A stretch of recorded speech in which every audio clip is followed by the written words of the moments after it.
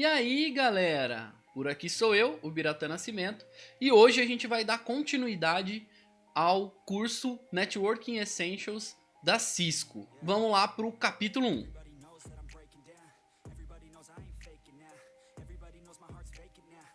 Nesse capítulo, então, a gente vai falar algumas coisas de funcionamento, se você já pensou como funciona. E os objetivos do capítulo, então, são explicar o conceito de comunicação de rede, explicar as funções de dispositivos de uma rede e criar uma rede funcional.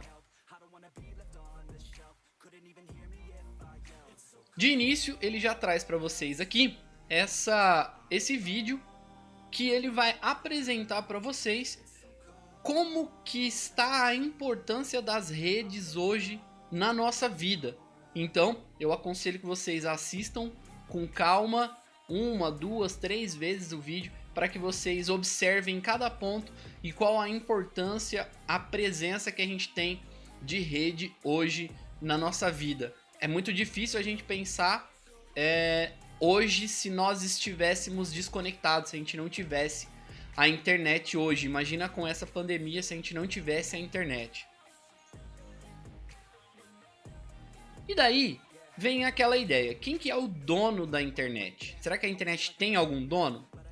De fato, a internet ela não tem um dono, ela não é de propriedade de um indivíduo ou de um grupo. A internet ela é uma rede mundial de computadores que, através do seu próprio nome, né, internet, quer dizer, Interconnection Networking, que ela é uma interconexão de redes que distribui funcionalidades pelo mundo todo e interconecta pessoas, empresas e serviços pelo mundo todo. Por aqui a gente pode jogar online, por aqui a gente pode fazer videoconferência, a gente pode estudar, a gente pode se comunicar, pode ler notícias e tudo mais.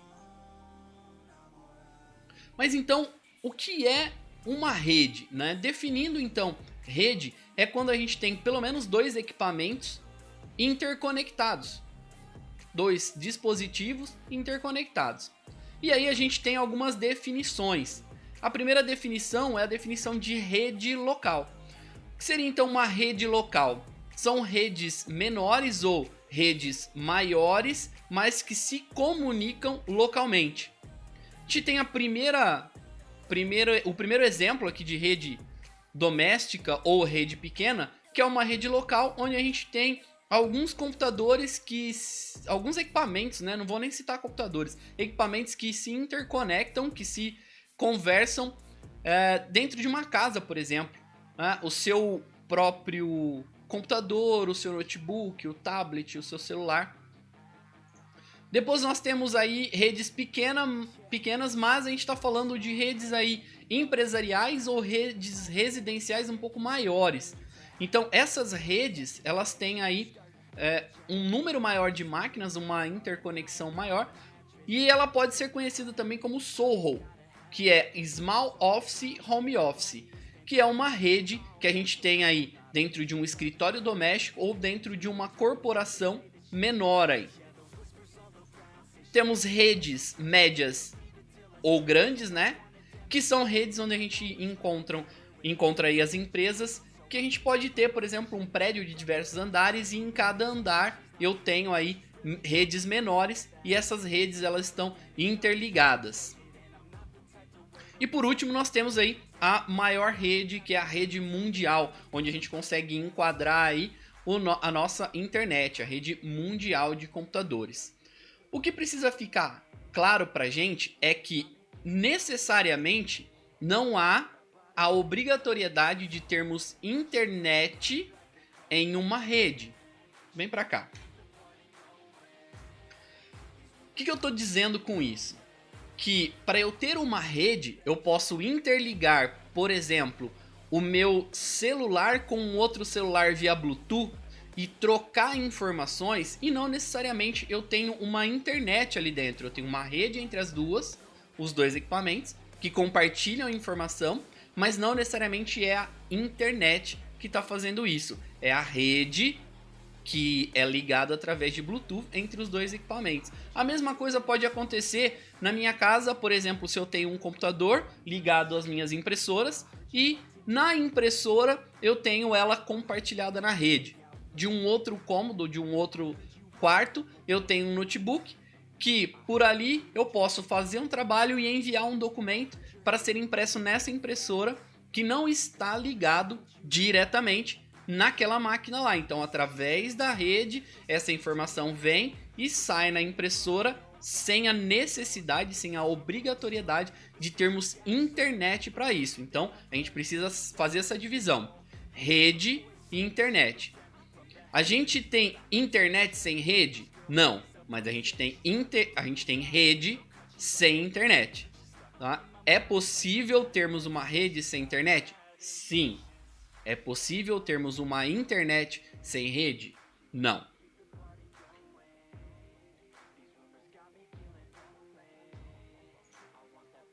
Continuando, então, como que a gente pode fazer essas conexões? Como que a gente pode ligar esses equipamentos? Diversas formas. Nós temos aí os smartphones, que eu acredito que hoje são os mais comuns, os tablets, os óculos inteligentes, e aqui a gente tem o Google Glass como um exemplo, as smartwatches, né, que são equipamentos que hoje já tendem ao conceito de internet das coisas, né, o IoT. Casas inteligentes que a gente pode controlar através de um tablet ou de qualquer outro dispositivo móvel. Nós temos os equipamentos, né, os eletrodomésticos que são inteligentes, que podem fazer diversas ações conectadas à rede. Nós temos as Smart TVs, que elas podem reproduzir conteúdo do YouTube, elas podem acessar a internet, podem navegar, receber aí por streaming, Netflix, Prime Video, entre outros. E nós temos os equipamentos que, conectados à internet, podem fazer jogos e vídeos por demanda. A gente pode contratar um serviço, por exemplo, de um vídeo. Eu quero alugar um vídeo, mas eu não preciso ir na locadora. Eu posso fazer isso através do próprio equipamento. Ainda continuando, eu tenho aí a interconexão, por exemplo, de carros através de GPS ou tipos de navegação que estão próprios, ligados diretamente no carro. Nós temos os RFIDs com seus sensores e suas tags de radiofrequência. Nós temos todos os sensores climáticos, que podem ser aí de temperatura, pressão, umidade, velocidade do vento, que estão alimentando bases de dados. E nós temos também essa opção que hoje está sendo mais citado, que é a teleconferência ou a telemedicina, que a gente pode fazer uma consulta sem ir até o médico. Falando então nessas informações, eu tenho aí dados que estão sendo trafegados diretamente. Esses dados, então, eles podem ser categorizados de 3 formas específicas. Uma delas é o dado voluntário, sendo que o dado voluntário é aquele onde a gente voluntariamente cria esses conteúdos. Quando a gente posta um vídeo, quando a gente posta um comentário, quando a gente curte, quando a gente dá um like, quando a gente faz algum tipo de interação por conta própria. A gente tem também os dados inferidos, que são, por exemplo, como pontuações de cartão de crédito, que são baseados em análises fornecidas de maneira voluntária ou observadas, mas que não necessariamente eles são públicos, eles não são visíveis publicamente. Ele é fechado, ele é um dado que ele é mais restrito. E os dados observados, esses sim são capturados de maneira involuntária por nós, a gente deixando habilitado aí o GPS ou algum tipo de sistema. Ele captura os dados que nós vamos gerando dia a dia, sem que a gente precise interagir diretamente com a aplicação ou interagir diretamente com o dispositivo. Esses, então, são os dados observados. Aqui a gente tem um ponto muito importante, que é as unidades de medida. Como é que a gente vai medir isso daí? Então, para a unidade de medida, a gente tem aqui a primeira coisa, que é o bit. O que é então um bit? O bit é a menor unidade de medida que a gente pode colocar aí para a computação. Como que a gente pode observar um bit? Para o computador, ele enxerga o bit, o número binário, de uma maneira muito simples, né? Que são os zeros e uns. Para nós, como que a gente pode entender um binário? Como a gente pode entender um bit? A gente vai transitar entre verdadeiro e falso, aceso e apagado, ligado e desligado, sim e não. É assim que a gente consegue fazer uma analogia para o nosso mundo do que é o bit. Toda vez que a gente tem uma letra, por exemplo, vou digitar aqui a letra A. Essa letra A, ela gera, através de uma conversão da tabela ASCII, ela gera um código binário, ela gera uma sequência de números binários que vai gerar aquele caractere. Então a representação do A em binário é esse 011000001, ou seja, um caractere, ele é representado por 8 bits.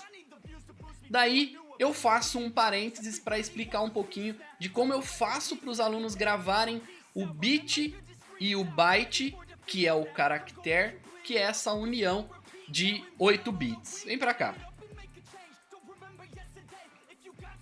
Quando eu faço então essa analogia em sala de aula, eu costumo dizer para eles que a gente tem um bit e que a gente tem um byte. E que o bit, ele é 8 vezes menor que o byte. Como é que eu faço para gravar quando é o menor ou quando é o maior? Toda vez que a gente for falar o bit, a gente pensa assim, bit. Toda vez que a gente for falar o byte, a gente pensa assim, byte. Então, toda vez que a gente falar o bit é bit. Toda vez que a gente falar o byte é byte. Assim, então, a gente consegue entender que o bit, ele é 8 vezes menor do que o byte. Para eu ter, então, um caractere ou um byte, eu preciso ter um conjunto de 8 bits. Beleza?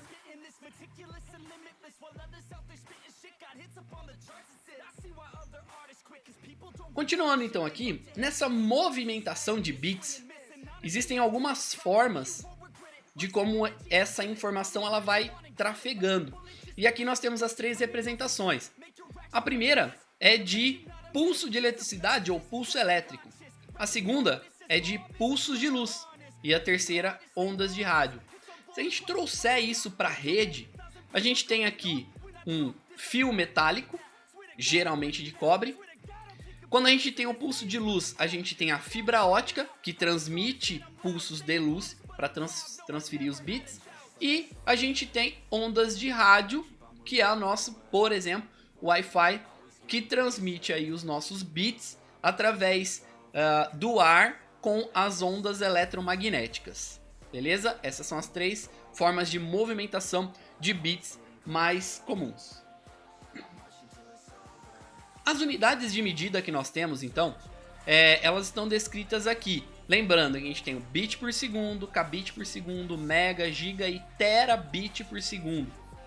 Todas essas equivalências aqui têm a sua medida, milhão, bilhão, com a sua notação científica.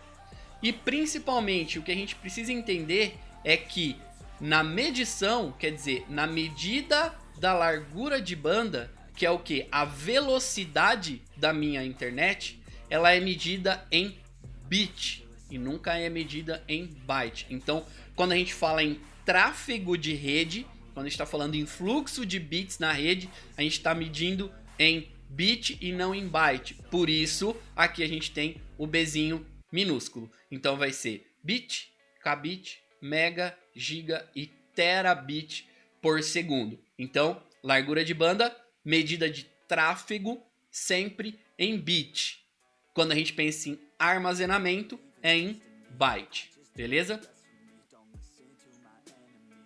Medida de produtividade. O que é a medição de produtividade? É quão efetivo é o nosso link de internet.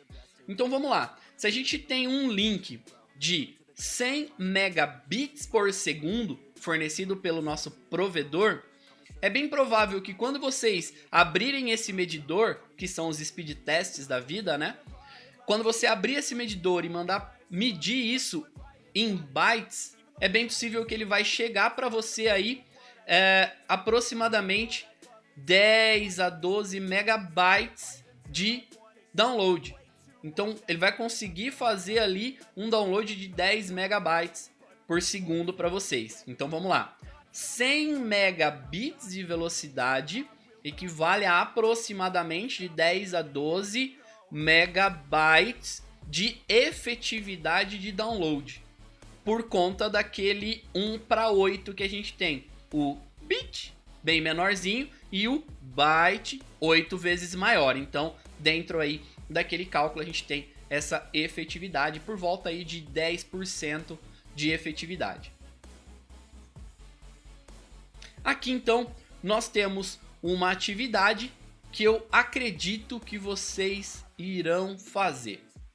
Eu vou parar por aqui nessa aula porque ela tá ficando um pouquinho comprida e eu vou continuar o capítulo 1 na próxima aula. Então na próxima aula eu quero que vocês venham aqui com essa atividade finalizada. Façam a atividade para que vocês assimilem o conteúdo que a gente está colocando aí nos vídeos para vocês.